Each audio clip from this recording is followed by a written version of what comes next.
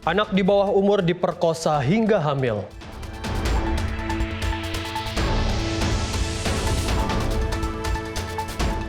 Presiden FIFA temui Presiden Ekuador.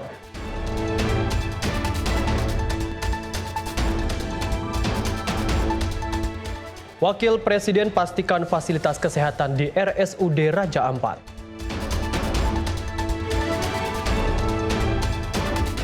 Penandatanganan kerjasama MOU Mahkamah Agung dan juga KPK.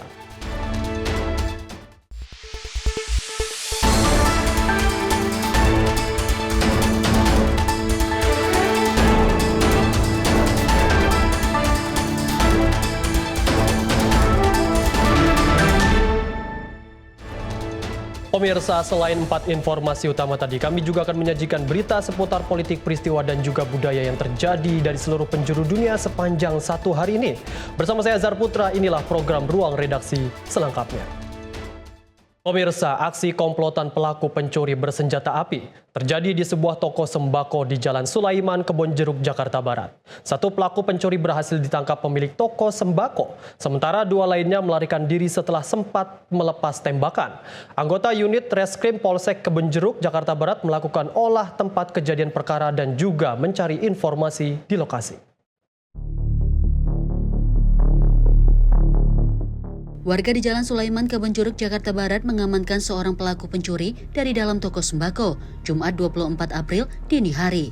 Pelaku berinisial KM ini tak berdaya dan babak belur setelah dihajar warga yang geram dengan aksi pencurian yang dilakukan pelaku di toko sembako. Beberapa anggota unit Reskrim Polsek Kebonjeruk, Jakarta Barat melakukan olah tempat kejadian perkara di toko sembako dan mencari informasi di lokasi. Sebelumnya, komplotan pencuri yang berjumlah 3 orang yang mengendarai sebuah mobil berada di depan sebuah toko kelontong di Jalan Sulaiman, Kebonjeruk, Jakarta Barat. Para pelaku berbagi tugas, 2 orang pencuri masuk ke dalam toko dengan mencungkil engsel pintu pagar. Setelah berhasil masuk ke dalam toko, 1 pelaku menggeledah isi laci dan 1 pelaku mengawasi keadaan di dalam toko. Sedangkan pelaku lainnya berada di dalam mobil. Namun aksi para pelaku ini gagal setelah pemilik toko sembako memergoki kedua pelaku dan berteriak. Pelaku mencoba melarikan diri, korban berusaha mengejar dan berhasil menangkap 1 pelaku. Warga yang mengetahui adanya aksi pencurian di toko sembako mencoba mengejar 2 pelaku lainnya. Namun pelaku melepaskan tembakan dan berhasil melarikan diri dengan mengendarai mobil. Semalam kan saya kan belum tidur jam 2-an. Nah, saya mau ke kamar mandi. Posisi saya tuh di situ. Saya otomatis lihat ke kiri. Badan masih aman. Gerbang nggak ada yang kebuka. Juga nggak ada orang juga. Terus saya ke kamar mandi, mau minum, saya lihat ke di sini nih, kayak ada orang, saya jelasin, saya ke samperin, gerak-gerak, terus saya kejar, beneran orang bang itu, ada 2 orang, yang satu yang ngamanin di sini, yang satu jalanin aksinya. Nah, yang satu ya udah lari ke depan, yang satu saya amanin. Terus ada 3 orang, yang satu ya bawa mobil situ. Jadi 3 orang itu komplotannya. Satu yang ngamanin dapat 1 doang, yang 2-nya udah kabur. Kan dia pelaku itu 3 orang bang ya? 3 orang. Iya. Tembakan ya. Nah, maksudnya pelaku sempat menodongkan senjatanya atau? Itu aku cuma denger doang itu. Soalnya pas udah ngamanin 1 orang itu kacamata udah kepental, jadi buram semua. Jadi cuma fokus ke 1 orang itu aja. Dengar suaranya dengar. Suara 2 orang itu. Berapa kali dengar suaranya? Sekali. Sekali. 2 kali. Habis itu pelaku langsung kabur, cuma 1 masih ada yang ketinggal. Itu ya udah diamanin itu. 1 2 orangnya udah kabur. Saat ini pelaku dibawa petugas ke Rumah Sakit Polri Kramat Jati, Jakarta Timur untuk mendapatkan pertolongan medis lebih lanjut.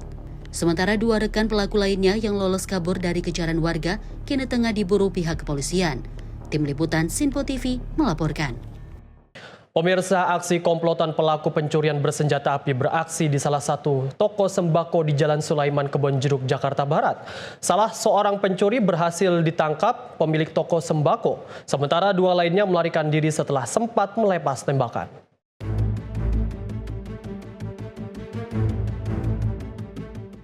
Warga di Jalan Sulaiman, Kebonjeruk, Jakarta Barat mengamankan seorang pelaku pencurian dari dalam toko sembako Jumat 24 April 2026 dini hari.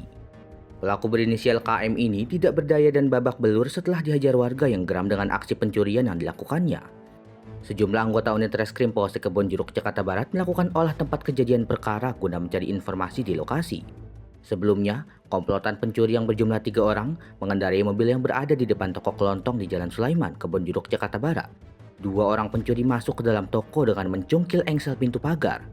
Setelah berhasil masuk ke dalam toko, 1 pelaku menggeledah isi laci dan 1 pelaku mengawasi keadaan di dalam toko, sedangkan pelaku lainnya berada di dalam mobil. Namun, aksi para pelaku ini gagal setelah pemilik toko sembako memergoki kedua pelaku dan berteriak. Seorang pelaku berhasil ditangkap saat berupaya melarikan diri, sementara 2 pelaku lainnya melarikan diri usai melepaskan tembakan saat dikejar warga. Rampok itu semalam itu. Semalam kan saya kan belum tidur jam 2-an. Nah, saya mau ke kamar mandi. Posisi saya tuh di situ. Saya otomatis lihat ke kiri. Keadaan masih aman. Gerbang nggak ada yang kebuka. Juga nggak ada orang juga. Terus saya ke kamar mandi mau minum. Saya lihat ke di sini nih. Kayak ada orang. Saya jelasin. Saya ke samperin. Gerak-gerak. Terus saya kejar, beneran orang bang itu. Ada 2 orang, yang satu yang ngamanin di sini, yang satu jalanin aksinya. Nah, yang satu ya udah lari ke depan, yang satu saya amanin. Terus ada 3 orang, yang satu ya bawa mobil situ. Jadi 3 orang itu komplotannya. Satu yang ngamanin dapat 1 doang, yang 2-nya udah kabur. Kan dia pelaku itu 3 orang bang ya? 3 orang. Iya. Tembakan ya? Nah, maksudnya pelaku sempat menodongkan senjatanya atau? Itu aku cuma denger doang itu.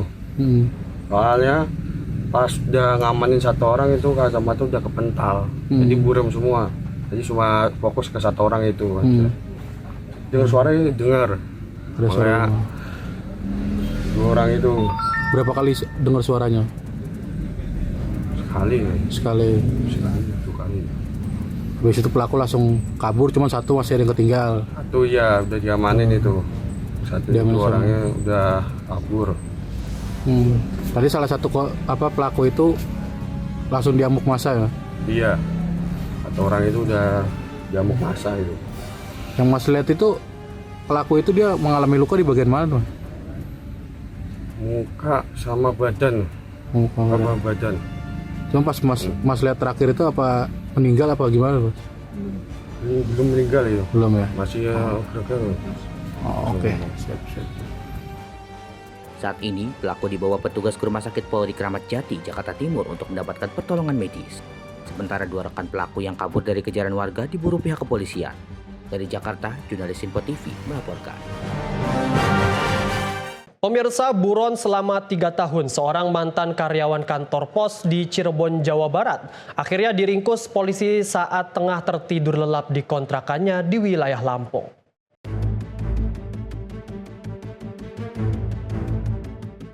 Inilah momen saat jajaran Resma Polres Cirebon Kota meringkus Eka, seorang tersangka korupsi dana bantuan sosial PKH di tempat persembunyiannya di Kabupaten Tanggamus, Provinsi Lampung. Tersangka diamankan petugas saat tengah tertidur lelap. Meski sempat kebingungan, tersangka justru terlihat santai dan memberikan senyuman saat hendak dibawa polisi guna mempertanggungjawabkan perbuatannya. Pria yang merupakan mantan karyawan kantor pos Cirebon ini mengakui telah memanipulasi dokumen penyaluran bantuan sosial sekaligus mengubah nominal penerimaan. Selisih dari uang bantuan kemudian digunakan pelaku untuk kepentingan pribadi serta biaya selama masa pelariannya. Dari hasil penyelidikan lebih lanjut, total terdapat 900 penerima manfaat yang terdampak dalam praktik tersebut dengan total kerugian negara mencapai ratusan juta rupiah. Ya, kasus ini adalah kasus lama ya. Penyaluran PKH tahun 2022. Nah, ini 2022-2023. Ya. Modusnya adalah dengan mengubah nominal, penyaluran nominal PKH tersebut ya dirubah, dimanipulasi sehingga yang bersangkutan atau pelaku ini mendapatkan keuntungan dari situ. Sudah dilakukan pencarian oleh petugas kita, namun kita mendapatkan informasi bahwa bahwa yang bersangkutan ini ada di Lampung, ya, sehingga kita mengirim anggota untuk melakukan penangkapan. Dan penangkapan itu ada perlawanan atau tidak? Tidak, ya, pada saat ditangkap ini pelaku ini sedang tidur, ya, sedang istirahat. Untuk kerugiannya sendiri berapa? Kerugian itu 264 juta, ya, dari kurang lebih 900 penerima PKH. Ya. Atas perbuatannya, tersangka kini dijerat dengan Undang-Undang tentang Pemberantasan Tindak Pidana Korupsi dengan ancaman hukuman maksimal 20 tahun penjara serta denda paling sedikit 200 juta rupiah. Dari Cirebon, Jawa Barat, jurnalis Info TV melaporkan.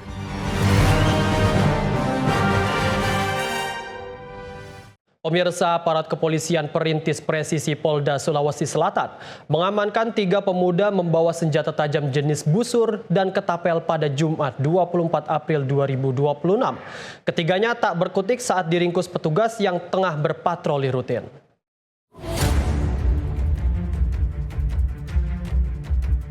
Tim patroli Perintis Presisi Direktorat Samapta Polda Sulawesi Selatan mengamankan 3 orang pemuda yang kedapatan bawa senjata tajam jenis busur di Jalan Tuku Umar, Kota Makassar, sekitar pukul 00 waktu Indonesia Tengah. Petugas mengamankan para pelaku saat melaksanakan patroli rutin guna mencegah aksi kriminalitas jalanan di wilayah hukum Polsek Talo. Dari hasil penggeledahan, petugas menemukan barang bukti berbahaya berupa 1 unit ketapel dan 2 buah anak panah atau busur. Senjata tajam ditemukan tersembunyi di balik jaket sweater yang dikenakan oleh salah satu pelaku berinisial AF. Usai diamankan di lokasi, ketiga pemuda langsung digiring ke Mapolsek Talo untuk mempertanggungjawabkan perbuatannya. Tim patroli Perintis Presisi dari Direktorat Samapta Polda Sulawesi Selatan mengamankan 3 orang pemuda yang salah satunya membawa 1 ketapel dan 2 busur yang disembunyikan di jaket sweater atas nama inisial AF. Ketiga pelaku selanjutnya diserahkan ke Polsek Talo dan kami terima untuk dilakukan proses hukum lebih lanjut. Adapun kronologis kejadian berawal dari pada saat tim patroli Perintis Presisi Polda Sulawesi Selatan melakukan patroli di wilayah hukum Polsek Talo berpapasan dengan 2 sepeda motor yang mencurigakan sehingga dilakukan pemeriksaan. Pada saat dilakukan pemeriksaan, salah satu dari ketiga pemuda tersebut ditemukan 1 ketapel dan 2 busur yang disembunyikan di jaket sweaternya. Saat ini ketiga pelaku sudah ada di Polsek Talo dan dalam proses pemeriksaan dari tim penyidik Polsek Talo. Guna mendalami motif kepemilikan senjata tajam tersebut, saat ini ketiganya masih menjalani pemeriksaan intensif oleh tim penyidik Polsek Talo. Atas perbuatannya, para pelaku dijerat dengan pasal Undang-Undang Darurat dengan ancaman hukuman 7 tahun penjara. Dari Makassar, Sulawesi Selatan, jurnalis Info TV melaporkan.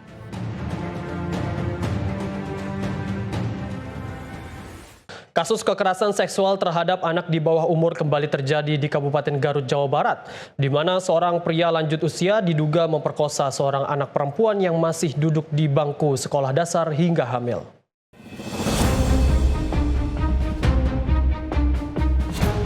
Seorang lansia berusia 61 tahun berinisial A, warga Kecamatan Cibalong, Kabupaten Garut, Jawa Barat, ditangkap polisi setelah diduga melakukan tindak pidana kekerasan seksual terhadap anak di bawah umur. Korban yang masih berusia 11 tahun merupakan tetangga pelaku. Peristiwa ini terungkap setelah korban hamil atau berbadan 2. Berdasarkan hasil penyelidikan perbuatan, asusila ini sudah dilakukan pelaku berulang kali. Pelaku memanfaatkan momen saat korban pulang mengaji untuk melancarkan aksinya. Modus pelaku mengajak dan memaksa korban masuk ke rumahnya. Pelaku kemudian mengancam agar korban tidak melawan atau melaporkan perbuatannya. Kondisi korban yang masih anak-anak dan berstatus yatim membuatnya tidak berdaya saat menghadapi pelaku. Masa depan korban dirusak oleh pelaku dan kini harus menjalani pemulihan fisik dan psikis. Pelaku telah ditetapkan sebagai tersangka dan ditahan di Mapolres Garut untuk proses hukum lebih lanjut. Akibat perbuatannya, pelaku terancam hukuman penjara 12 tahun. Menerima laporan bahwa ada dugaan tindak pidana persetubuhan terhadap anak di bawah umur 11 tahun 6 bulan, kurang lebih 11 tahun 6 bulan, yang mana dilakukan oleh tetangga korban berinisial A, 61 tahun, yang pekerjaan buruh. Nah, korban dengan modus sewaktu anak korban itu selesai mengaji, sudah ditunggu oleh pelaku, yang mana kemudian pelaku mengancam korban, menarik korban untuk diajak ke rumah pelaku, kemudian di dalam rumah karena dalam keadaan sepi, kemudian dilakukanlah persetubuhan dengan anak di bawah umur, di mana dalam persetubuhan tersebut ada ancaman terhadap anak korban tersebut. Hasil pemeriksaan kami memang sudah dilakukan sudah beberapa kali. Informasinya korban hamil juga Bang, betul? Hasil pemeriksaan untuk sementara memang anak tersebut atau anak korban saat ini dalam mengandung. Untuk anak korban masih sekolah kelas 6 SD. Untuk pelaku sendiri kita ancam dengan kita terapkan dengan pasal 473 dan atau 415 KUHP dengan ancaman hukuman 12 tahun penjara. Sementara itu, saat ini korban berada dalam penanganan unit pelaksana teknis perlindungan perempuan dan anak Kabupaten Garut. Pendampingan dilakukan untuk memulihkan kondisi psikologis korban, termasuk penanganan atas kehamilan yang dialaminya. Dari Garut, Jawa Barat, jurnalis Info TV melaporkan. Menyamar menjadi pengemudi ojek online, petugas Direktorat Reserse Narkoba Polda Metro Jaya meringkus 2 remaja pengedar narkoba di kawasan Kemayoran, Jakarta Pusat. Dari tangan kedua pelaku, petugas menyita barang bukti berupa 80 gram narkotika jenis kokain siap edar.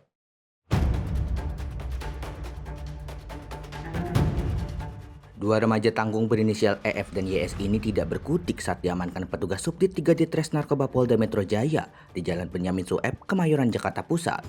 Keduanya tidak menyangka jika pria beratribut ojek online yang menghadang mereka adalah petugas kepolisian yang sedang menyamar. Dari hasil penggeledahan di lokasi, petugas menemukan 1 paket narkotika jenis kokain dengan berat bruto 80 gram. Rencananya, barang haram tersebut akan dikirimkan kepada seseorang di wilayah Kemayoran dengan menggunakan modus sistem tempel di pinggir jalan. Tim dari Subdit 3 Direktorat Reserse Narkoba Polda Metro Jaya telah berhasil mengamankan 2 orang tersangka penyalahguna narkotika jenis kokain dengan inisial EF dan juga YS. Adapun barang bukti yang diamankan berupa kokain sejumlah kurang lebih 80 gram. Kemudian untuk kepentingan penyidikan lebih lanjut, kedua tersangka dibawa ke Mako Direktorat Reserse Narkoba Polda Metro Jaya. Pihak kepolisian kini tengah mendalami adanya keterlibatan kartel atau jaringan narkotika internasional, menyusul kembali ditemukannya jenis kokain yang masuk ke wilayah Indonesia. Guna pemeriksaan lebih lanjut, kedua pelaku berikut barang bukti kini telah diamankan ke Mapolda Metro Jaya. Keduanya terancam jeratan Undang-Undang Narkotika dengan ancaman hukuman maksimal penjara seumur hidup atau hukuman mati. Dari Jakarta, jurnalis Info TV melaporkan.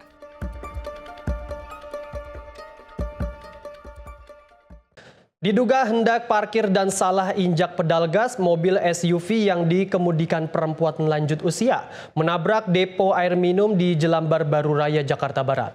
Insiden ini mengakibatkan seorang pelanggan mengalami luka parah di bagian kaki akibat ditabrak dan juga terkena pecahan kaca.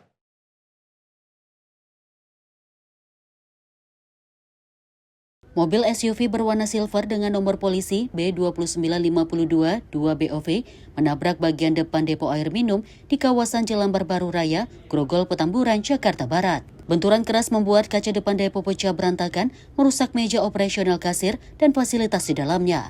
Pecahan kaca terlihat berserakan di lantai disertai bekas darah korban yang terluka. Seorang pelanggan yang saat itu berada di dalam depo menjadi korban ditabrak mobil SUV, serta mengalami luka cukup serius, terutama di bagian kaki akibat terkena serpian kaca. Menurut karyawan, sebelum peristiwa terjadi, dirinya sedang melayani pelanggan yang hendak melakukan pengisian air minum. Tiba-tiba saja mobil SUV yang dikemudikan seorang perempuan lanjut usia menabrak bagian depan depo air minum. Diduga pengemudi perempuan lansia itu hendak parkir dan salah injak pedal gas. Kemudian kita melayani pelanggannya, tiba-tiba mobil, saya nggak tahu arahnya dari mana, dari sana pada sana tiba-tiba masuk nabrak aja. Ngantuk itu bang? Bang ini ngantuk bang? Iya. Ya. Apa yang rusak bang? Ya itu kaca, terus ada itu meja operasional kasir, ya. Sama itu ada tadi pelanggannya juga luka, ya. Ada yang luka bang? Luka parah. Ada yang luka satu orang. Itu yang luka siapa bang? Karyawan? Bukan, itu pelanggan. Pelanggan. Iya. Lukanya di mana bang? Lukanya tadi yang lebih parah tadi di kaki ya. Di kaki. Iya, kena serpihan itu, serpihan beling. Itu apa namanya, supirnya itu mabuk atau bukan?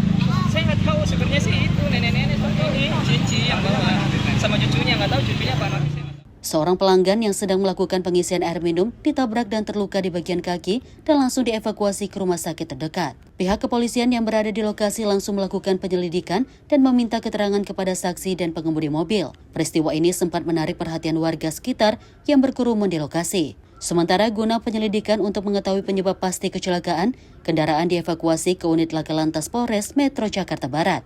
Tim Liputan Sinpo TV melaporkan.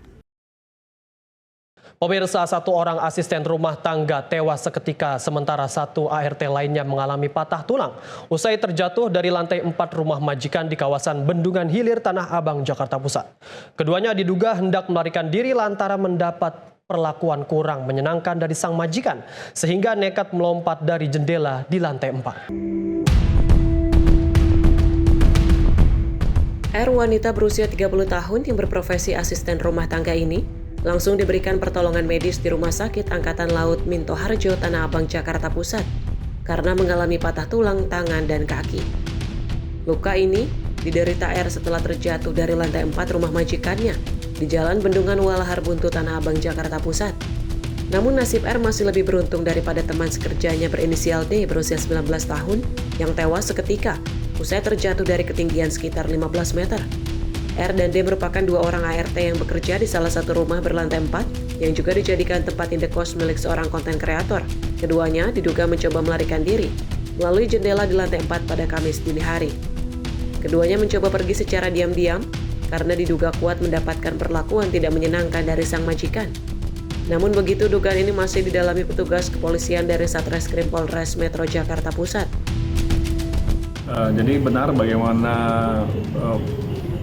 kami dari Polres Metro Jakarta Pusat menerima laporan adanya dua orang yang jatuh dari ketinggian atau lantai 4 dari sebuah bangunan yang kos-kosan, berupa kos-kosan. Jadi lantai 1 sampai dengan 3 itu adalah kamar kos, kemudian di lantai 4 adalah kediaman dari pemiliknya. Jadi dari berdasarkan pemeriksaan, korban jatuh, kemudian warga atau orang sekitar yang mendengar, melihat, kemudian memanggil ambulan 119 dan membawa korban ke Rumah Sakit Angkatan Laut Minto Harjo. Di rumah sakit, satu orang korban inisial R itu berumur 30 tahun, patah tulang kaki dan tangan kirinya. Kemudian korban inisial D berusia 18 tahun meninggal dunia. Sampai dengan sekarang dari Polres Metro Jakarta Pusat dan Polsek Tanah Abang masih melakukan pemeriksaan terhadap saksi-saksi yang mengetahui di TKP. Untuk motifnya, informasi di tempat kejadian bahwa kedua orang ini adalah ART yang berada di rumah pada lantai 4 yang berupaya pergi atau melarikan diri dari rumah tersebut. Guna kepentingan penyelidikan, jasad korban yang tewas dievakuasi ke kamar jenazah Rumah Sakit Cipto Mangunkusumo, Jakarta Pusat untuk diotopsi. Sementara korban R masih menjalani perawatan intensif di Rumah Sakit Angkatan Laut Minto Harjo. Dari Jakarta, jurnalis Sinpo TV melaporkan. Dua orang pelajar sekolah menengah pertama dikabarkan hilang dan tenggelam di Sungai Cisanggarung, Kabupaten Cirebon, Jawa Barat pada Kamis 23 April 2026. Keduanya terbawa kuatnya arus bawah sungai saat berenang bersama 4 orang rekannya.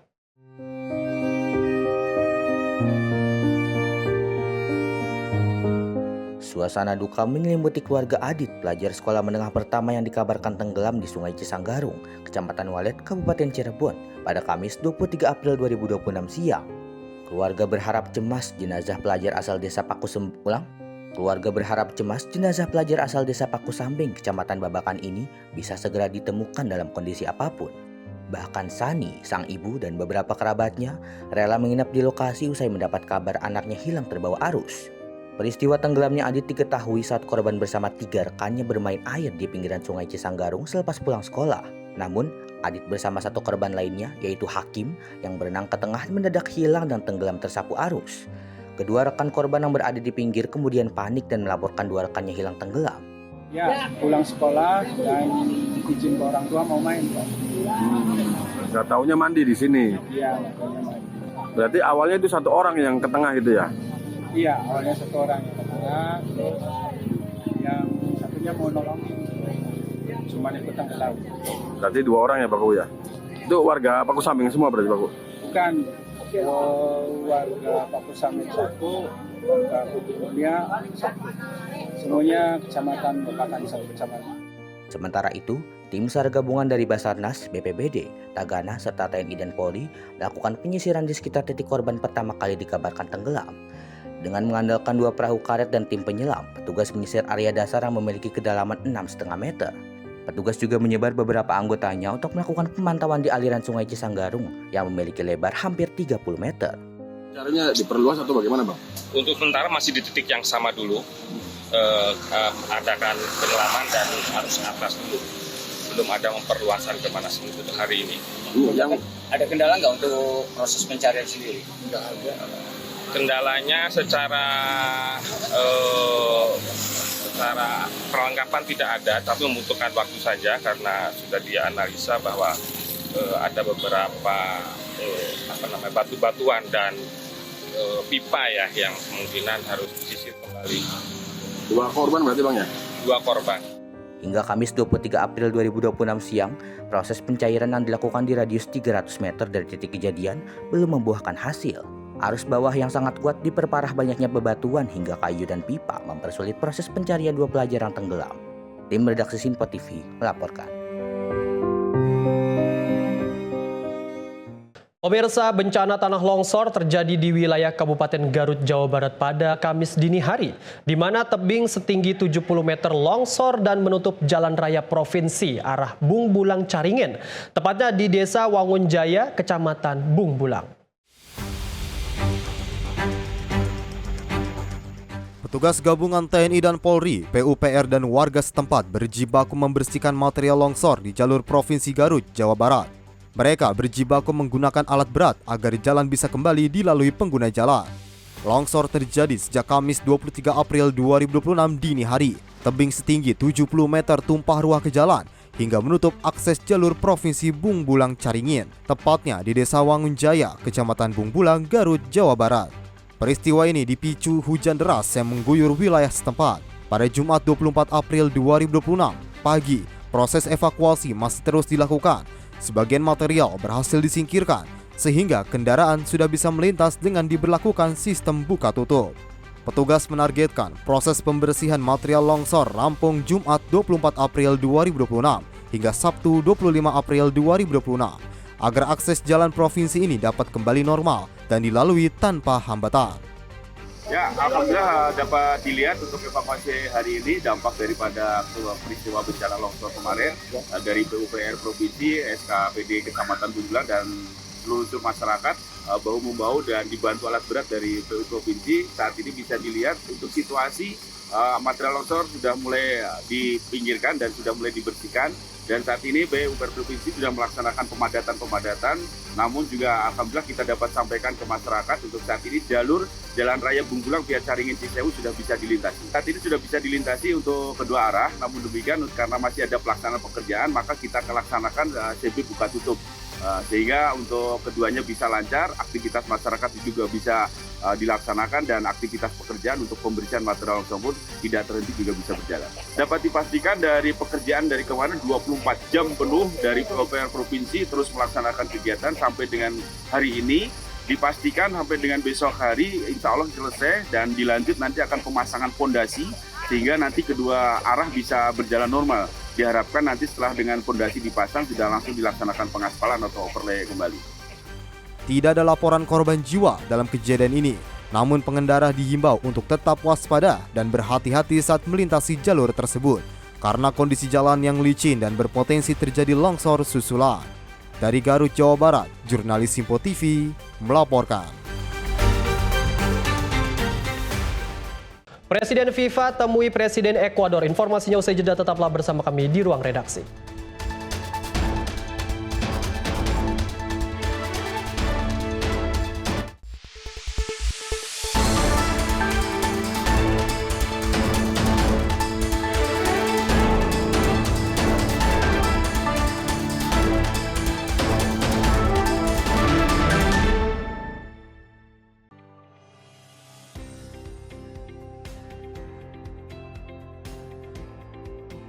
Beragam informasi terbaru hadir menemani Anda sebelum memulai hari. Waktu terbaik dengan rangkaian topik terpilih, dikemas dengan ulasan yang mendalam.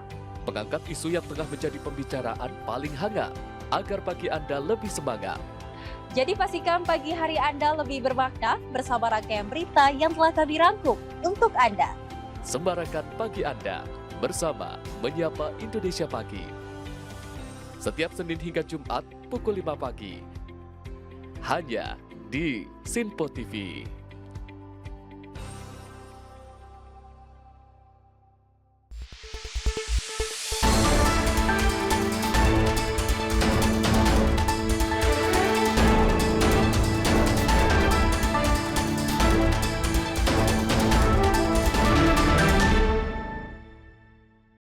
Anda masih menyaksikan Ruang Redaksi bersama saya Azhar Putra. Informasi kami lanjutkan pemirsa, di mana Presiden FIFA Gianni Infantino bertemu dengan Presiden Ekuador Daniel Noboa untuk membahas pengembangan sepak bola nasional dan juga regional.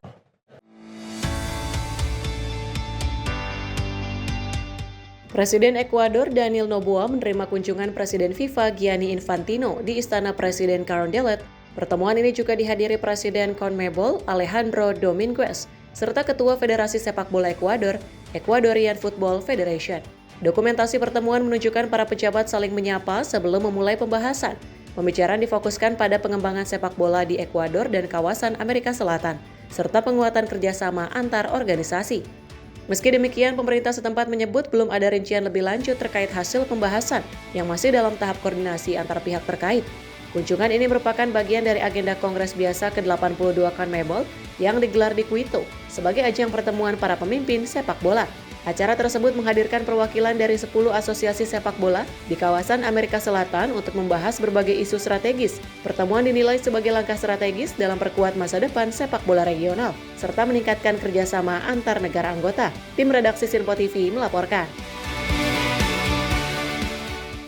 Pemirsa, ribuan warga mengikuti aksi pawai obor di ibu kota Armenia, Yerevan, untuk memperingati 111 tahun peristiwa yang dikenal sebagai genosida Armenia, yang diwarnai insiden pembakaran bendera Turki.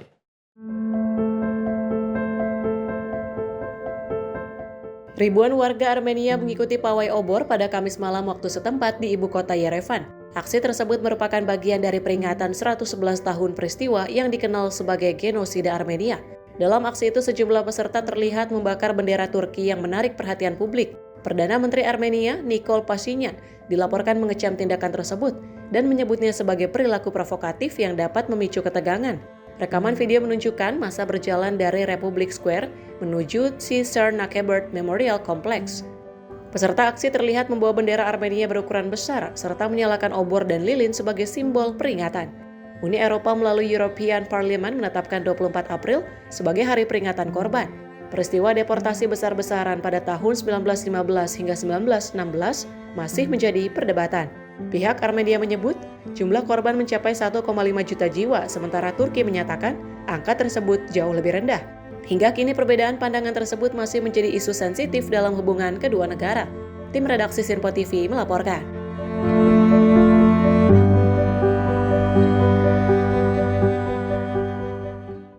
Pemirsa, setelah pertemuan di Gedung Putih, Trump mengatakan pihak Israel dan Lebanon sepakat untuk memperpanjang gencatan senjata selama 3 minggu.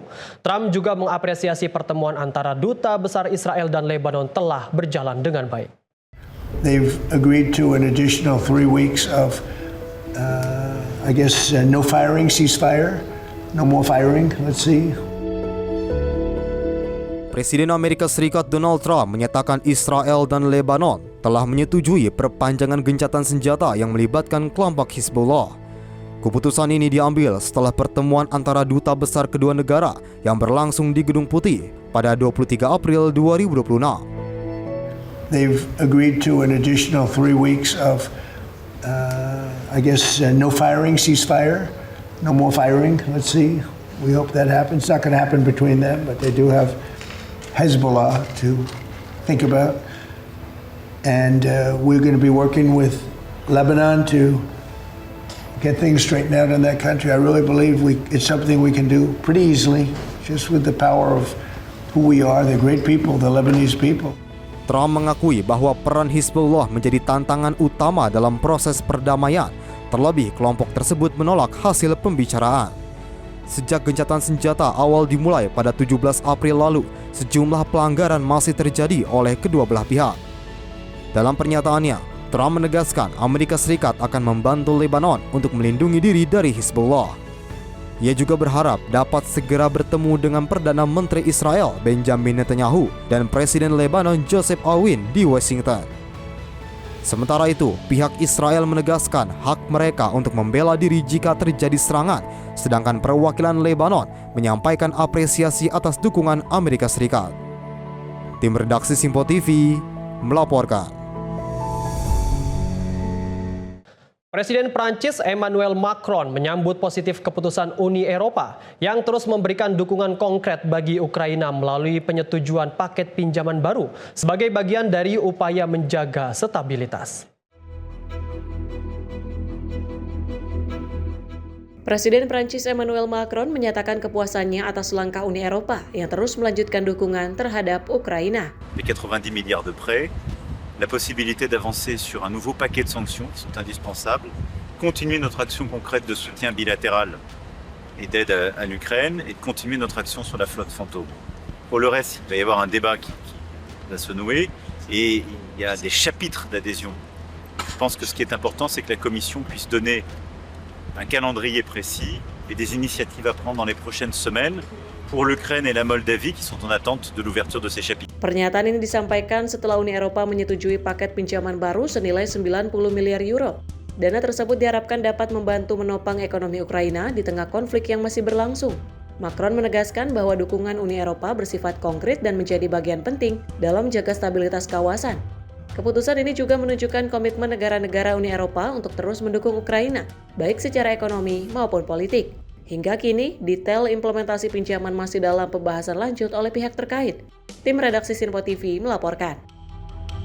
Sebuah tornado kuat menerjang wilayah Oklahoma, Amerika Serikat, di mana menyebabkan kerusakan parah pada sejumlah rumah warga dan memaksa penutupan akses jalan.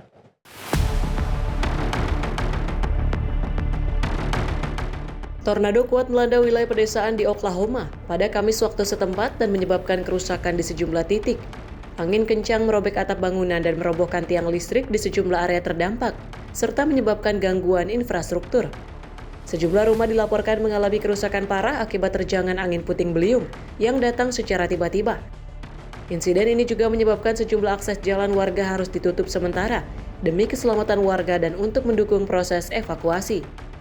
Tim darurat segera diterjunkan ke lokasi untuk melakukan evakuasi dan penanganan dampak bencana, serta memberikan bantuan kepada warga terdampak.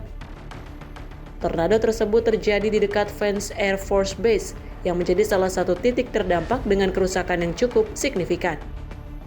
Hingga kini belum ada laporan resmi terkait korban jiwa, namun penilaian kerusakan masih berlangsung, dan data terus diperbarui oleh otoritas. Otoritas setempat mengimbau warga untuk tetap waspada terhadap potensi cuaca ekstrim lanjutan yang dapat terjadi dalam beberapa hari ke depan. Tim redaksi Simpo TV melaporkan. Pemirsa, kebakaran hutan melanda wilayah Tenggara Amerika Serikat, menghanguskan hampir 50 rumah di Georgia. Peristiwa ini memaksa warga mengungsi seiring dengan meluasnya api yang dipicu kondisi cuaca kering dan juga angin kencang.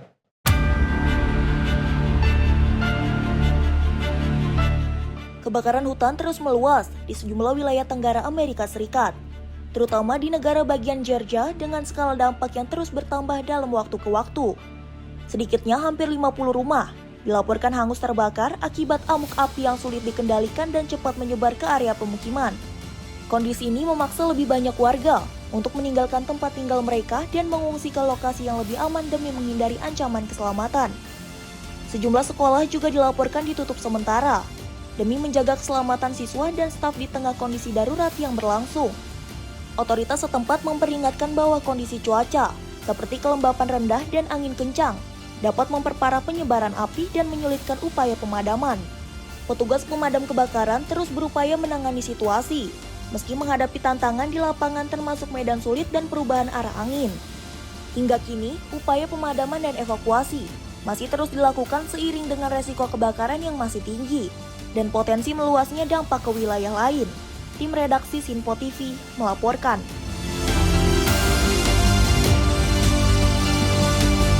Kebakaran besar melanda pelabuhan sungai di Ho Malin, Myanmar setelah sejumlah tanker minyak terbakar dan juga meledak. Peristiwa ini menyebabkan jatuhnya korban jiwa dan juga kerusakan luas.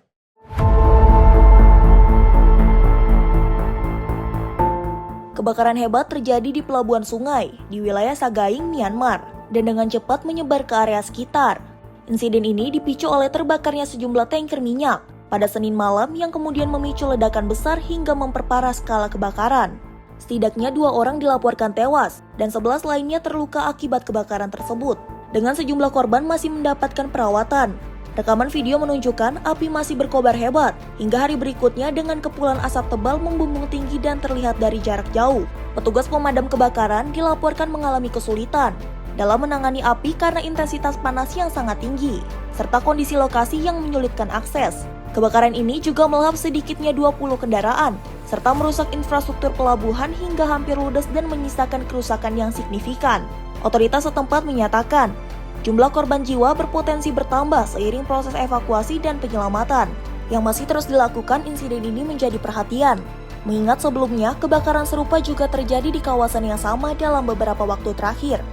Hingga kini, penyelidikan masih dilakukan untuk mengetahui penyebab pasti kebakaran serta mencegah terulangnya insiden serupa di masa mendatang. Tim redaksi Sinpo TV melaporkan. Pemirsa, sebuah pesawat penumpang milik Myanmar National Airlines terlibat tabrakan di darat. Tabrakan diduga akibat pesawat mengalami kegagalan sistem rem saat bergerak di landasan.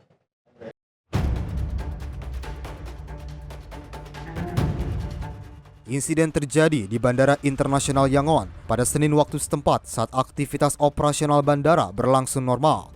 Sebuah pesawat tipe ATR 72600 dilaporkan kehilangan kendali pengereman saat bergerak di landasan sehingga tidak dapat dihentikan sesuai prosedur. Akibatnya, pesawat tersebut melaju tanpa terkendali dan menabrak bagian ekor pesawat Airbus A319 milik Myanmar Airways International yang sedang parkir di area apron dan dalam kondisi tidak beroperasi. Setelah benturan awal, pesawat ATR terus menyimpang dari jalurnya, berputar dan kembali menabrak peralatan darat sebelum akhirnya berhenti di dalam area operasional bandara. Insiden ini menyebabkan kerusakan pada kedua pesawat serta sejumlah fasilitas dan peralatan bandara yang berada di sekitar lokasi kejadian. Meski demikian, otoritas menyatakan tidak ada korban jiwa maupun cedera serius dalam peristiwa tersebut. Meski sejumlah penumpang dan petugas mengalami kepanikan. Hingga kini, penyelidikan masih dilakukan untuk mengetahui penyebab pasti kegagalan sistem rem pada pesawat serta mengevaluasi prosedur keselamatan operasional di bandara. Tim redaksi Sinpo TV melaporkan.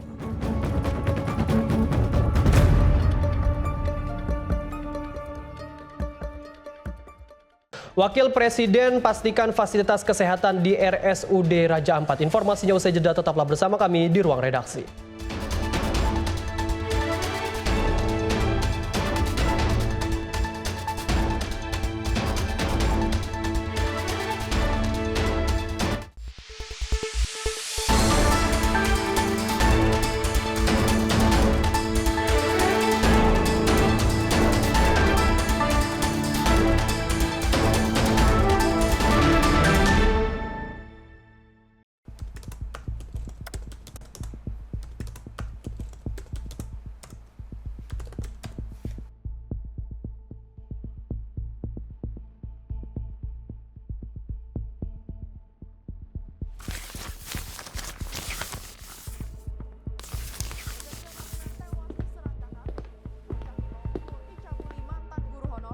Viral maling bobol rumah di siang hari.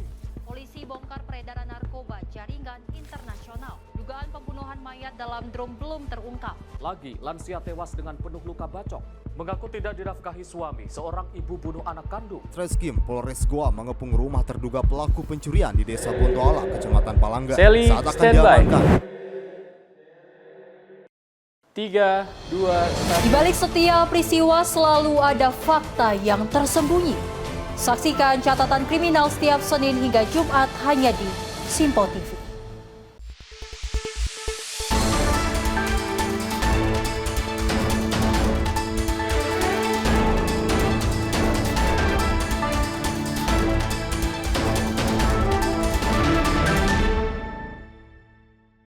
Terima kasih pemirsa, Anda masih menyaksikan Ruang Redaksi bersama saya Azhar Putra. Informasi kami lanjutkan. Di mana Wakil Presiden Gibran Rakabuming Raka meninjau gedung baru RSUD Raja Ampat, Jalan Jenderal Basuki Rahmat Waisai, Kabupaten Raja Ampat. Pemerintah terus mendorong penguatan layanan kesehatan yang terintegrasi dengan pengembangan wilayah, sehingga manfaatnya dapat dirasakan secara luas.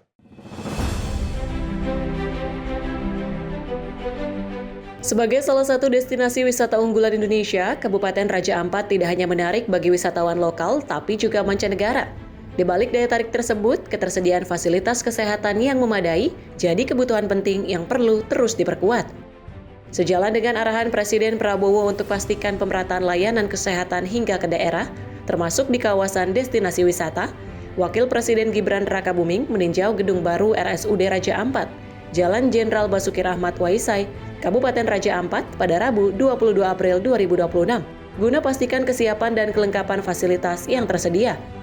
Meski masih terdapat kekurangan peralatan, Meadi Direktur RSUD Raja Ampat memaparkan kepada Wapres bahwa gedung baru rumah sakit ini hampir siap untuk dioperasikan sebagai satu-satunya rumah sakit tipe C di pulau terbesar Kabupaten Raja Ampat. Kebutuhan penguatan fasilitas kesehatan di Raja Ampat semakin mendesak, mengingat RSUD ini melayani masyarakat dari 124 kampung dan jadi rujukan bagi 24 puskesmas. Selain itu, RS juga melayani wisatawan yang berkunjung. Sejak berdiri pada 2009 hingga April 2026, RSUD Raja Ampat telah mencatat 17.303 kunjungan wisatawan, termasuk 23 pasien mancanegara dengan 1 tindakan operasi. Usai menyimak penjelasan tersebut, Wapres meninjau kesiapan sejumlah fasilitas, mulai dari ruang perawatan, cath lab, ICU, hingga NICU, guna memastikan layanan dapat berjalan optimal. Melalui peninjauan ini, pemerintah terus mendorong penguatan layanan kesehatan yang terintegrasi dengan pengembangan wilayah, sehingga manfaatnya dapat dirasakan secara luas, baik oleh masyarakat maupun sektor-sektor strategis seperti pariwisata. Tim Redaksi Sinpo TV melaporkan. Sementara itu pemirsa, Kementerian Kehutanan bersama BMKG memperkuat sinergi untuk cegah kebakaran hutan dan lahan melalui penandatanganan MOU strategis. Sinergi ini untuk hadapi ancaman fenomena El Nino yang diprediksi mulai terjadi pada semester kedua tahun ini.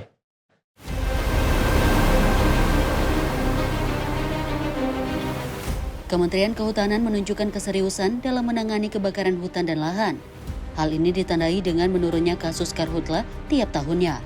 Meski demikian, kewaspadaan perlu ditingkatkan, terutama menghadapi potensi gelombang El Nino di tahun 2026 yang dapat meningkatkan risiko kebakaran. Untuk itu, Kemenhut resmi menggandeng BMKG melalui penandatanganan MOU guna menghadapi ancaman fenomena El Nino yang diprediksi mulai terjadi pada semester kedua tahun ini. Dengan dukungan data presisi BMKG dan pemantauan tinggi muka air tanah, langkah pencegahan kini dinilai semakin terarah dan responsif. Menteri Kehutanan RI Raja Juli Antoni menyampaikan, meski tren karhutla terus menurun dalam beberapa tahun terakhir, kewaspadaan tetap jadi kunci, terlebih menghadapi potensi El Nino yang bisa memicu musim kering lebih panjang. Dilihat dari data karhutla yang terus menurun dari tahun ke tahun. Kita lihat tadi dikatakan ada siklus 4 tahunan ada El Nino. Awalnya 2015 kita pantau angkanya sekitar 2,6 juta. Kemudian di tahun 2019 kita bisa turun menjadi sekitar 1,6 juta dan 2023 bisa menjadi 1,1 juta. Tahun lalu juga alhamdulillah dengan kerjasama yang baik dari sekitar 376.000 juga bisa menjadi sekitar 350.000. Tim Redaksi Sinpo TV melaporkan. Menteri Pendidikan Tinggi, Sains dan Teknologi Brian Yuliarto melakukan audiensi bersama dengan Asosiasi Satelit Indonesia atau ASSI. Pertemuan ini membahas pembentukan Konsorsium Nasional Pengembangan Satelit sebagai langkah strategis memperkuat kedaulatan komunikasi dan juga teknologi Indonesia. Kementerian Pendidikan Tinggi, Sains dan Teknologi terus mendorong pembentukan Konsorsium Nasional Pengembangan Satelit sebagai langkah strategis memperkuat kedaulatan komunikasi dan teknologi Indonesia. Hal ini diungkapkan oleh Menteri Pendidikan Tinggi, Sains dan Teknologi, Brian Yuliarto, saat mengemuka dalam audiensi bersama Asosiasi Satelit Indonesia. Pada kesempatan tersebut, Menteri Brian menekankan pentingnya sinergi antara pemerintah, industri, dan perguruan tinggi untuk membangun ekosistem teknologi satelit yang mandiri. Tak hanya itu, ia juga menegaskan bahwa integritas riset dan kebutuhan industri menjadi kunci dalam memperkuat daya saing nasional, terutama di sektor komunikasi yang memiliki peran strategis. Langkah ini juga sejalan dengan kebijakan Dikti-Saintek berdampak yang mendorong hilirisasi riset serta kolaborasi lintas sektor agar inovasi yang dihasilkan dapat memberikan manfaat langsung bagi masyarakat. Tim redaksi Sinpo TV melaporkan.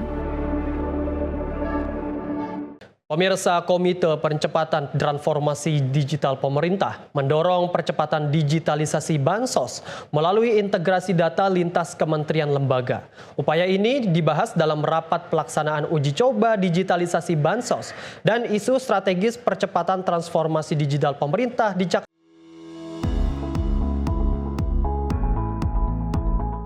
Digitalisasi Bansos terus dipercepat melalui integrasi data lintas kementerian lembaga untuk meningkatkan ketepatan sasaran, efisiensi, dan transparansi. Ketua DEN Luhut Binsar Panjaitan menegaskan, langkah ini sebagai bagian dari modernisasi layanan publik berbasis GovTech. Sementara itu, Menteri Sosial RI Syaifullah Yusuf menyatakan bahwa digitalisasi sangat dibutuhkan untuk menjawab kendala administratif di lapangan. Uji coba di Banyuwangi dinilai menjadi bukti nyata dan berhasil menekan kesalahan sasaran melalui DTSN dan akan diperluas secara nasional. Pemerintah pun berencana memperluas uji coba ke ratusan kabupaten sebelum diimplementasikan secara nasional. Di sisi lain, Kemensos kini fokus menata ulang basis data penerima manfaat. Pemerintah menargetkan sistem digitalisasi Bansos sudah bisa digunakan sebagai basis penyaluran nasional pada triwulan keempat tahun 2026 dan paling lambat triwulan pertama tahun 2027. Tim redaksi Sinpo TV melaporkan. Pemirsa, pemerintah akan melelang 6 proyek pembangkit listrik tenaga sampah di sejumlah kota besar. Program ini mencakup wilayah dari Medan hingga Bekasi sebagai bagian dari pengelolaan sampah nasional. Program ini juga ditetapkan sebagai PSN yang difokuskan pada penanganan sampah di wilayah perkotaan dengan timbunan besar, ya, sekitar 1.000 ton per hari. Pemerintah bersiap melelang 6 proyek pengolahan sampah menjadi energi listrik pada semester 1 2026 sebagai upaya mengatasi persoalan sampah sekaligus menghasilkan energi terbarukan. Program ini menjadi bagian dari proyek strategis nasional yang difokuskan di wilayah perkotaan dengan timbulan sampah yang tinggi. Kepala Kantor Staf Kepresidenan Muhammad Kodari menyebut 6 proyek tersebut memiliki kapasitas besar dengan total pengolahan sekitar 7.000 ton sampah per hari. Dengan rinciannya, daerah Lampung Raya 1.167 ton per hari, Bekasi 1.500 ton per hari, Medan Raya 1.700 ton per hari, Semarang Raya 1.100 ton per hari, Surabaya Raya 1.100 ton per hari, dan Serang Raya 1.161 ton per hari. Program ini juga ditetapkan sebagai PSN yang difokuskan pada penanganan sampah di wilayah perkotaan dengan timbunan besar, ya, sekitar 1.000 ton per hari atau lebih dari 1.000 ton per hari. Perpres 109/2025 menghadirkan sejumlah terobosan signifikan untuk mengatasi kebutuhan regulasi serta mempercepat implementasi program PISEL di Indonesia. Selain 6 proyek awal, pemerintah juga menyiapkan pelelangan tambahan di beberapa kota lain yang menargetkan pengembangan hingga puluhan wilayah pada tahun 2029. Untuk menarik investor, pemerintah menawarkan insentif seperti harga listrik tetap, kemudahan izin, dan pembebasan pajak bagi teknologi ramah lingkungan. Tim redaksi Sinpo TV melaporkan. Pemerintah akan memulai pembangunan 5 proyek pengolahan sampah menjadi energi listrik pada Juni 2026.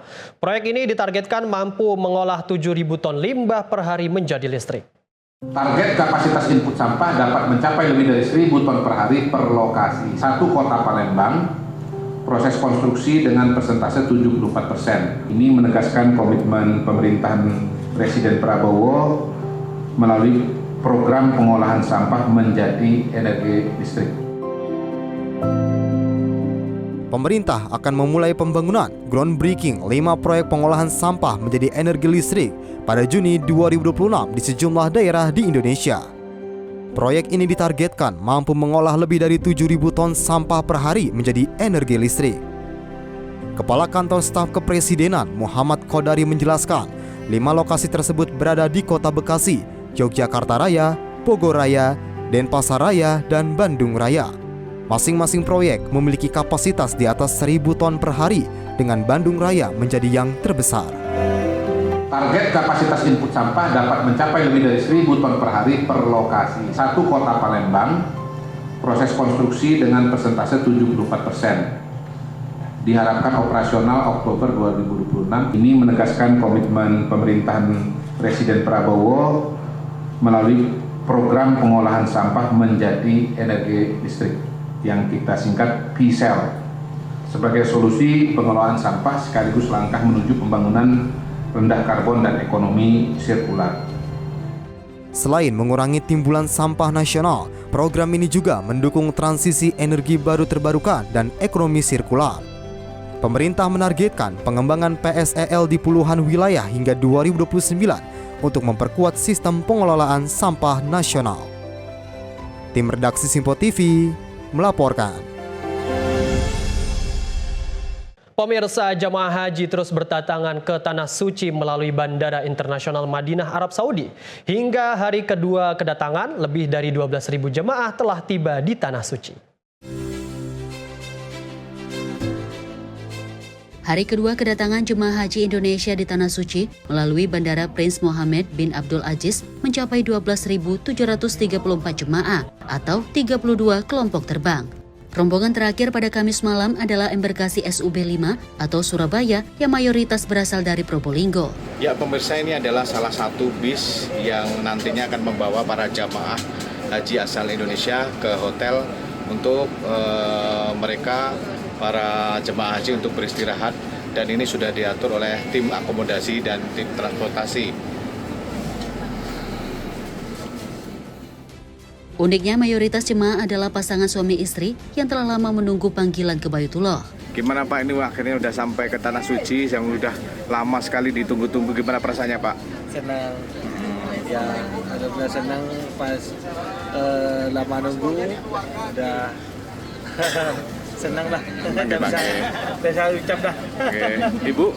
Alhamdulillah senang, itu yang dinanti-nanti udah tiba. Ya, tapi Bapak sama Ibu ini memang sudah dari dulu merencanakan ini ya, untuk nabung itu ya. Oh, Bapak sudah direncana lama itu? Iya, sudah. Cuma mau daftar mulai tahun 2009 itu masih mikir-mikir karena anak belum ada yang mentas, takut biayanya belum mencukupi gitu. Saya yang dorong.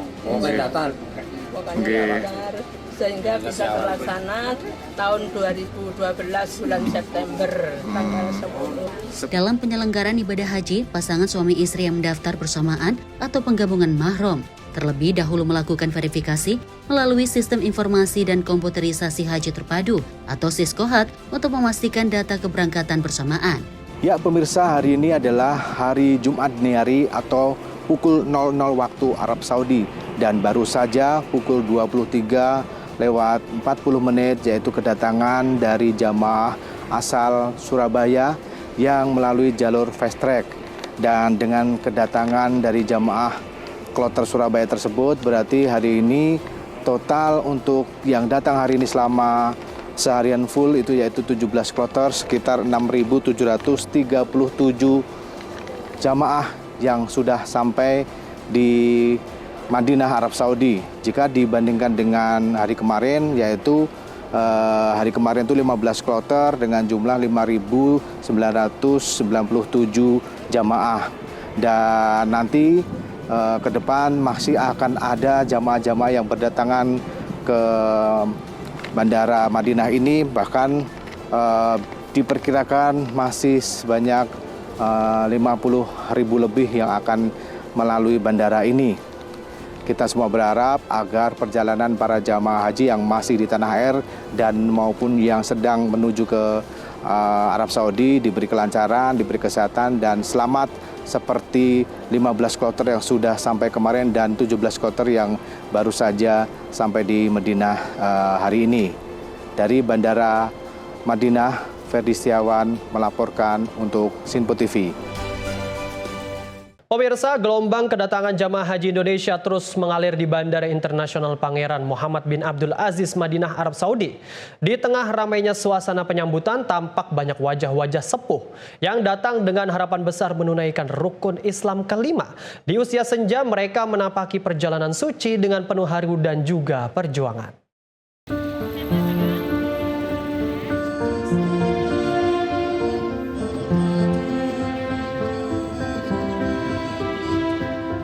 Langkah mereka mungkin tak lagi sekuat dulu.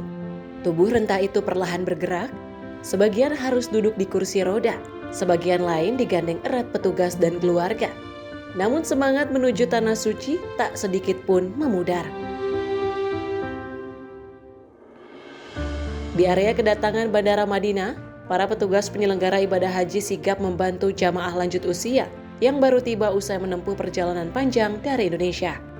Ratusan kursi roda disiapkan, ambulans disiagakan, hingga layanan kesehatan dibuka 24 jam penuh. Kelelahan setelah penerbangan panjang menjadi tantangan tersendiri bagi jamaah lansia. Sejumlah dokter dan tenaga medis langsung melakukan pemeriksaan kesehatan, mulai dari tekanan darah, kadar gula, hingga keluhan jantung. Inilah yang dialami oleh Nenek Musyaroh, jemaah asal Probolinggo, Jawa Timur, yang berangkat melalui embarkasi Surabaya.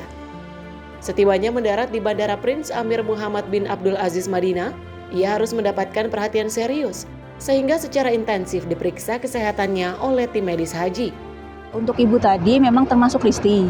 Nah, Risti itu memang kan ada beberapa, salah satunya seperti hipertensi, kemudian juga ada sakit jantung. Nah, ibu tadi memang ada riwayat hipertensi sama sakit jantung. Nah, kondisinya memang ketika mungkin perjalanan panjang, kemudian juga kelelahan, juga dipicu dengan kurangnya asupan makan, jadinya menimbulkan keluhan-keluhan. Tadi kalau ibunya keluhannya adalah lemas sama mual dan muntah. Kemudian juga memang tensinya kurang stabil, karena kan kalau tensi itu berpengaruh dengan kondisinya fisik seperti itu. Kemudian dari dokter kloter sudah melakukan tindakan seperti menggunakan oksigen, kemudian sudah kita pasang infus, kemudian juga sudah diberikan obat untuk mual muntah dan obat hipertensi. Usia bukan penghalang untuk memenuhi panggilan Allah.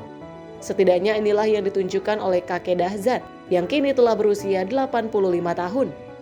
Meski harus menggunakan kursi roda karena kakinya yang sering sakit, ia mengaku lega bisa sampai di Tanah Suci dan mengenang 10 tahun silam saat ia ke Tanah Suci menjalani ibadah umroh. Pak, menika sampun dugi Arab Saudi, pripun perasaanipun pripun Bapak? Lagi bingah nggih Pak, nggih pun dugi Arab, insyaallah saged ibadah nggih Pak nggih. Oh, nggih. Terus Bapak kalian istri Pak nggih? Mboten kare juga. Oh, nggih. Nyenampingi kula juga. Oh, nggih. Jamaah lanjut usia atau lansia serta kelompok kesehatan berisiko tinggi memang menjadi perhatian serius bagi tim medis haji, terlebih melihat kondisi fisik para jemaah lansia. Dan haji ini kan memang perjalanan yang membutuhkan fisik yang kuat ya Pak ya. Jadi memang untuk fisik yang kuat itu memang butuh persiapan. Nah, karena perjalanan panjang mungkin beberapa faktor juga mempengaruhi kondisi jamaah ketika sampai di bandara seperti itu. Di balik segala keterbatasan fisik para jemaah lansia dan risiko tinggi atau RISTI, tersimpan kebahagiaan yang sulit disembunyikan. Sebagian jamaah tampak haru mata saat pertama kali menginjakan kaki di Madinah, kota Nabi Muhammad SAW. Penantian panjang selama bertahun-tahun akhirnya terbayar lunas. Dengan tubuh yang tak lagi muda, para jamaah lansia justru mengajarkan arti kesabaran, keteguhan, dan keyakinan. Meski demikian, petugas haji khususnya bidang kesehatan mengimbau seluruh jamaah, khususnya lansia, untuk menjaga kondisi tubuh, cukup minum air putih, beristirahat, serta rutin mengonsumsi obat pribadi agar rangkaian ibadah berjalan lancar. Dari Madinah, Arab Saudi, Fardi Setiawan, Sinpo TV melaporkan. Indonesia dan Uni Eropa perkuat kolaborasi teknologi hijau. Informasinya usai jeda, tetaplah bersama kami di Ruang Redaksi.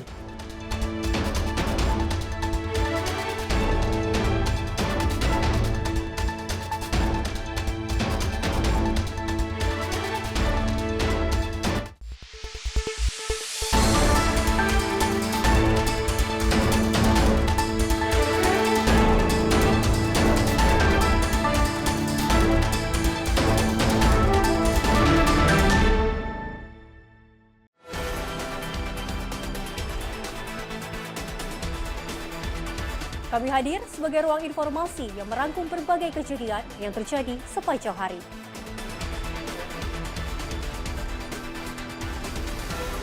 Sempurnakan penutup hari Anda dengan berita-berita terpilih, ulasannya aktual dan mendalam. Jangan lewatkan Ruang Redaksi setiap Senin hingga Jumat hanya di Sinpo TV.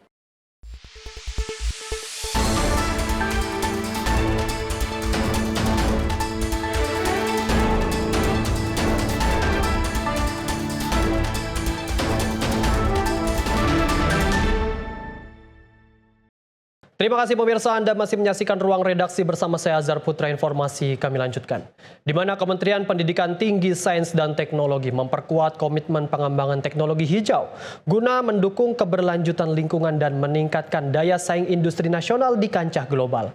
Menteri Pendidikan Tinggi, Sains dan Teknologi Brian Yuliarto menegaskan bahwa teknologi ramah lingkungan menjadi kunci bagi masa depan bangsa.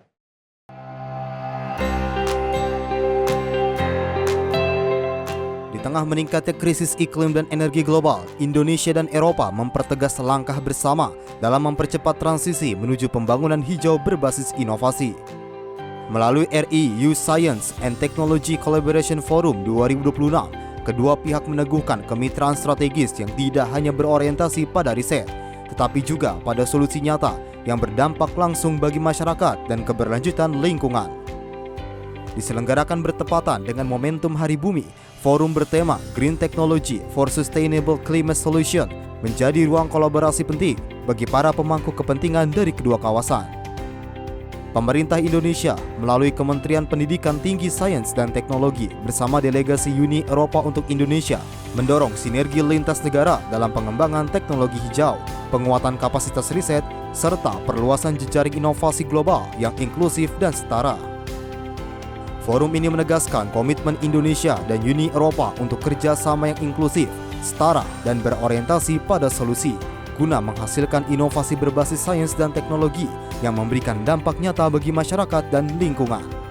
Tim redaksi Sinpo TV melaporkan.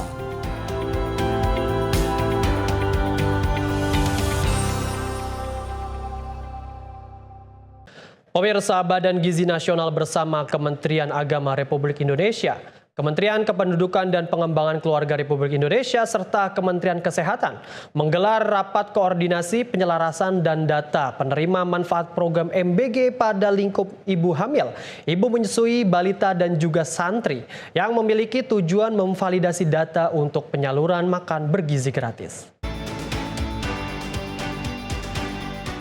Dalam pelaksanaan program makan bergizi gratis dengan sasaran penerima yang difokuskan pada kelompok ibu hamil, ibu menyusui, balita, dan santri, diperlukan dukungan ketersediaan data sasaran yang akurat, mutakhir, dan terintegrasi sebagai dasar perumusan kebijakan agar pelaksanaan MBG berjalan efektif. Maka Badan Gizi Nasional melaksanakan rapat koordinasi penyelarasan data penerima manfaat program MBG pada lingkup ibu hamil, ibu menyusui, balita, dan santri di kantor pusat BGN, Menteng, Jakarta Pusat, Kamis siang. Dalam rakor yang dipimpin oleh Wakil Kepala BGN Bidang Operasional Pemenuhan Gizi, Sony Sonjaya, bersama Wakil Menteri Agama RI, Romo Muhammad Syafi'i, Wakil Menteri Kependudukan dan Pengembangan Keluarga RI atau BKKBN RI, Isyana Bagus Oka, dan Dirjen Kesehatan Primer dan Komunitas Kementerian Kesehatan RI, Dr. Maria Endang Sumiwi, membahas mengenai langkah yang melibatkan 4 kementerian ini sebagai wali data guna memastikan penyaluran program MBG lebih tepat sasaran dan terukur. Wakil Kepala BGN Bidang Operasional Pemenuhan Gizi, Sony Sonjaya, menyampaikan bahwa saat ini integrasi data menjadi kebutuhan mendesak karena selama ini data penerima manfaat tersebar di berbagai kementerian sesuai kewenangannya masing-masing. Dalam skema tersebut, BGN tidak mengambil alih kewenangan kementerian sebagai pemilik data, melainkan bertindak sebagai pengguna yang membutuhkan satu basis data terintegrasi untuk penyaluran MBG tersebut. Bagi Sony, penyatuan data lintas kementerian ini menjadi kunci agar seluruh pihak memiliki rujukan angka yang sama terkait jumlah penerima manfaat maupun pencapaian distribusi di lapangan. Semuanya bisa mengakses, berbagai level bisa mengakses. Kami di BGN, Kementerian Agama, kemudian Kemendikdasmen, Kemendukbangga, Kementerian Kesehatan bisa mengakses data tersebut. Ya, jadi sudah berapa penerima manfaat, kemudian pada tingkat kabupaten, data tersebut bisa diakses. Kalau sekarang untuk sementara validasi data, kami membangun percepatan dan para kepala desa, camat, kemudian bupati, para kepala dinas, para kepala sekolah Kepala Posyandu bisa mengakses URL validasi data pm.bgn.go.id. Silakan nanti dicek sekolah saya sudah terdata atau belum. Nah, ini langkah yang awal untuk percepatan dan nanti akan di-support dengan integrasi data tadi. Kita akan membangun juga namanya API ya, Application Programming Interface yang menggabungkan, yang mengintegrasikan data dari berbagai walidata. Selain itu, pemerintah terus berkoordinasi untuk penyaluran MBG ini difokuskan terhadap anak-anak kekurangan gizi pada 1000 pertama kehidupan sesuai arahan Presiden Prabowo. Dari Jakarta Pusat, Rizwanto Ahmad. Dari Jakarta Pusat, Rizwanto Ahmad melaporkan. Sementara itu, pemirsa, Menteri Kehutanan Republik Indonesia Raja Juli Antoni berdialog dengan sejumlah pihak untuk membahas pembiayaan inovatif bagi Taman Nasional dan konservasi spesies ikonik Indonesia. Taman Nasional diharapkan tetap terjaga sekaligus memberikan manfaat nyata bagi kelestarian hutan dan juga kesejahteraan rakyat. Selasa sore 21 April 2026, Menteri Kehutanan RI Raja Juli Antoni bersama Wamen Kehutanan Rohmat Marzuki serta perwakilan Inggris untuk konservasi alam Ruth Davis, Utusan Khusus Presiden Bidang Perubahan Iklim dan Energi Pak Hasim Jojo Hadikusumo, Duta Besar Inggris untuk Indonesia Yang Mulia Dominic Jeremy, berdialog untuk membahas pembiayaan inovatif bagi Taman Nasional dan konservasi spesifik ikonik Indonesia. Melalui dialog tersebut menghasilkan komitmen untuk membuka ruang kolaborasi yang lebih luas bagi sektor swasta, NGO, mitra internasional, dan para mitra pembangunan untuk menghadirkan gagasan, masukan, serta inovasi dalam memperkuat pengelolaan Taman Nasional. Upaya ini dinilai penting untuk mendorong model pendanaan yang lebih berkelanjutan bagi kawasan konservasi, khususnya Taman Nasional. And therefore, as the Minister of Forestry, I open up my doors 24 hours for the colleagues from the private sectors, from the NGOs, to discuss, give an input, critique, evaluation, in order again to have a new way, new thinking, and new spirit in order to protect and make use and maximize the function of national park as well as our forests. Prabowo Subianto, Pak Presiden, has very strong commitment on the making our national park as the world standard national park. Melalui sinergi yang baik, diharapkan Taman Nasional tetap terjaga, sekaligus memberikan manfaat nyata bagi kelestarian hutan dan kesejahteraan masyarakat. Tim redaksi Sinpo TV melaporkan.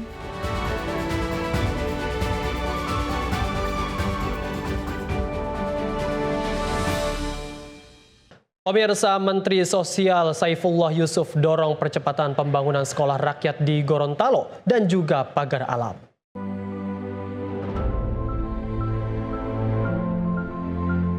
Menteri Sosial RI Saifullah Yusuf menerima audiensi Gubernur Gorontalo dan Wali Kota Pagar Alam di Kantor Kementerian Sosial, Jakarta pada Selasa 21 April 2026. Audiensi tersebut membahas percepatan pembangunan sekolah rakyat di kedua daerah tersebut. Mensos mendorong percepatan pembangunan sekolah rakyat di Gorontalo dan Pagar Alam. Sementara itu, kedua pemerintah daerah menyampaikan kesiapan mendukung program tersebut melalui penyediaan lahan serta pembangunan infrastruktur akses menuju lokasi. Gorontalo telah menyiapkan 3 hektar lahan, sementara Pagar Alam siap menyediakan lebih dari 6 hektar, beserta infrastruktur pendukung untuk memulai tahap konstruksi. Tim redaksi Sinpo TV melaporkan.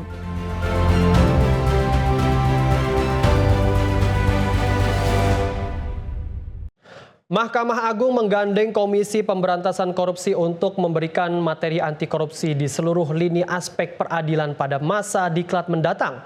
Tujuan kerjasama ini tak lain tak bukan untuk menekan indikasi kasus korupsi di lingkungan peradilan se-Indonesia.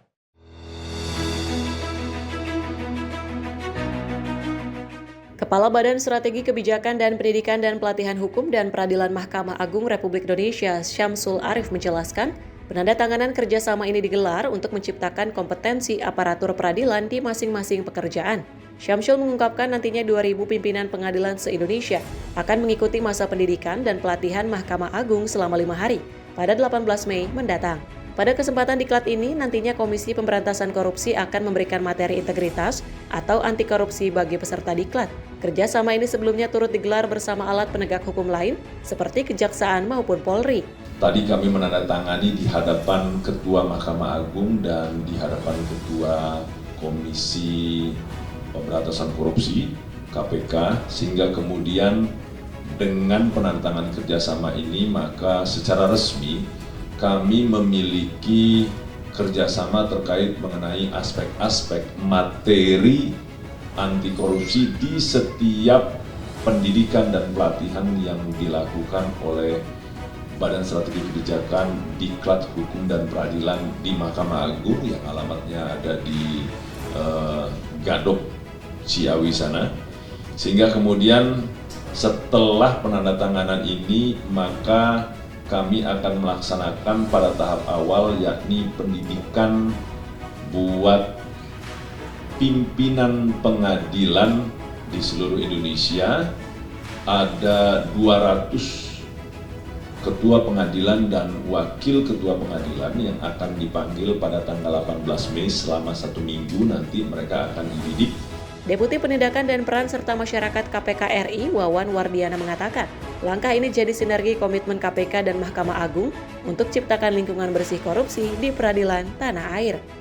Jadi selain penindakan, lalu pencegahan, satu lagi itu pendidikan itu sendiri. Nah, lewat pendidikan inilah maka upaya yang dilakukan KPK adalah bagaimana menyadarkan, bukan hanya menyadarkan, bahkan mungkin mendorong supaya nilai-nilai anti korupsi, nilai-nilai integritas itu betul-betul bisa diimplementasikan dalam kehidupan sehari-hari setiap saat pada saat melaksanakan tugas. Bahkan di luar tugas pun kita berharap nilai-nilai integritas itu tetap tertanam dalam dirinya itu setiap saat. Dari Jakarta, Max Munte, Azizul Hakim, Simpo TV melaporkan. Mendes PDT Yandri Susanto mengajak utusan khusus Presiden Bidang Pembinaan Generasi Muda Raffi Ahmad untuk mendesain agenda audisi Gen Z bagi pemuda desa di seluruh Indonesia. Yandri menambahkan pembinaan generasi muda memiliki potensi besar untuk melahirkan pemimpin-pemimpin pembangunan di desa. Menurut Yandri, peran Raffi dapat memperkuat pembinaan generasi muda desa agar mampu memanfaatkan teknologi dan informasi global untuk mendorong modernisasi serta kemajuan desa. Hal tersebut disampaikannya saat menerima audiensi Raffi di Kemendes PDT Jakarta 24 April 2026. Lebih lanjut, Yandri menjelaskan agenda besar pembinaan generasi muda tersebut akan diikuti oleh seluruh masyarakat desa di Indonesia. Ia menilai dengan pembinaan yang tepat, pemuda desa akan tumbuh menjadi sosok yang bertanggung jawab, produktif, dan mampu mengubah potensi desa menjadi lebih maju dan sejahtera. Yandri menambahkan pembinaan generasi muda memiliki potensi besar untuk melahirkan pemimpin-pemimpin pembangunan di desa. Dengan pemikiran-pemikiran baru yang mutakhir, generasi muda dinilai dapat menjadi energi baru bagi keberlanjutan pembangunan desa. Selain itu, ia menilai perkembangan zaman yang semakin canggih membuat generasi muda semakin akrab dengan arus informasi yang cepat dan teknologi yang terus berkembang. Yandri meyakini hal tersebut dapat menjadi modal besar bagi generasi muda untuk semakin peduli dan terlibat aktif dalam pembangunan desa. Tim Redaksi Simpo TV melaporkan. Pemirsa, Menteri Sosial Saifullah Yusuf menargetkan jumlah siswa sekolah rakyat menembus 100.000 pada tahun depan. Target ini menjadi bagian dari perluasan akses pendidikan bagi masyarakat kurang mampu.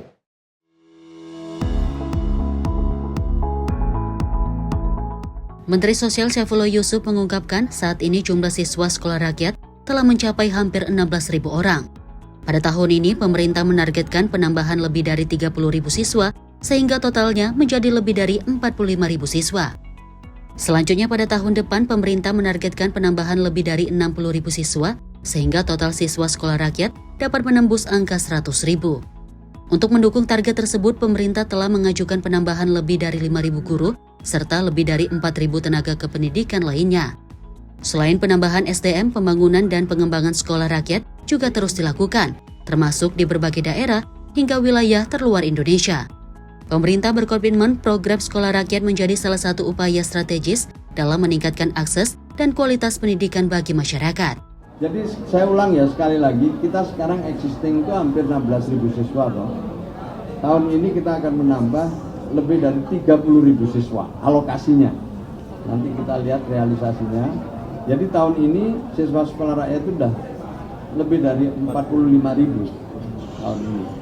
Tahun depan udah lebih dari 100.000. Karena tahun depan target kita sesuai arahan Bapak Presiden bisa menerima lebih dari 60.000 siswa. Dengan perluasan ini, pemerintah berharap sekolah rakyat dapat menjadi solusi pemerataan pendidikan sekaligus meningkatkan kualitas sumber daya manusia di masa depan.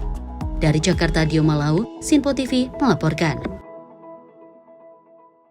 Tingginya harga gas LPG 3 kg di tingkat pengecer membuat warga di Cisurupan, Garut, Jawa Barat rela mengantri berjam-jam di pangkalan resmi.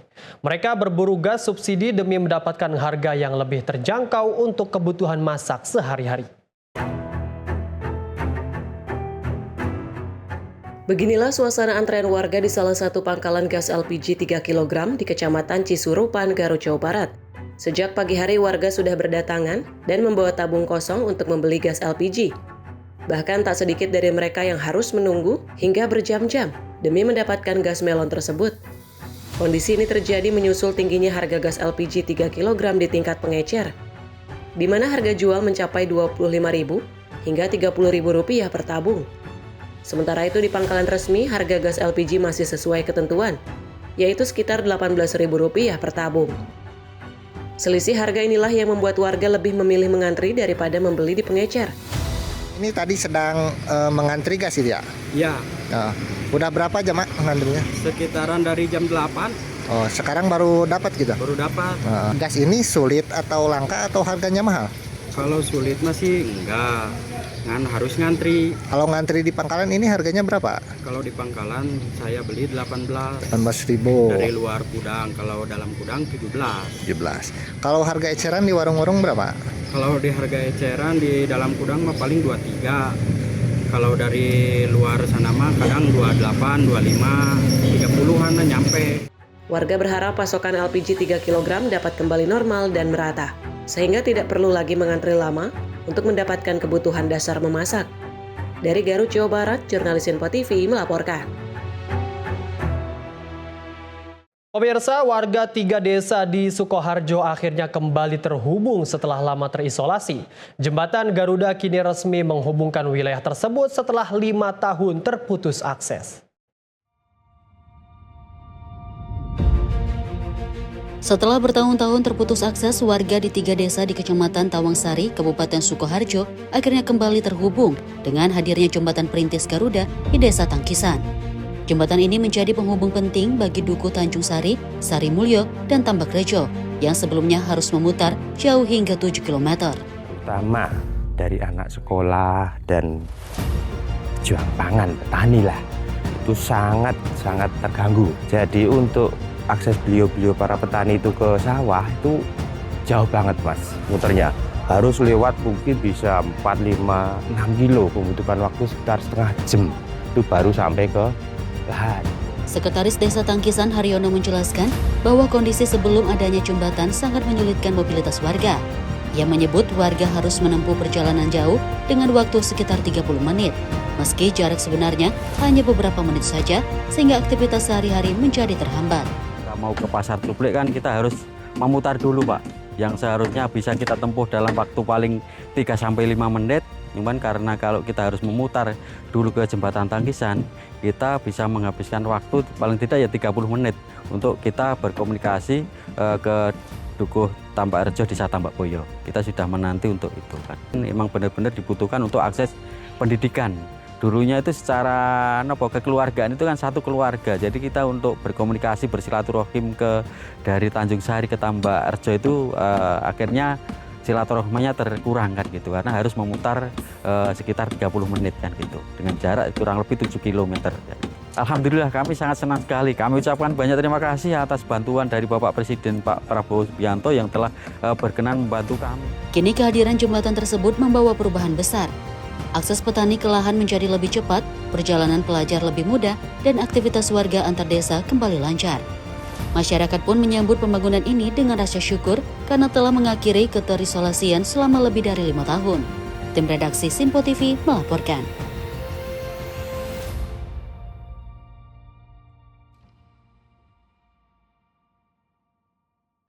Pemirsa, informasi tadi menutup perjumpaan kita hari ini. Saya Zar Putra mewakili seluruh rekan kerja yang bertugas mengucapkan terima kasih, selamat malam dan sampai jumpa.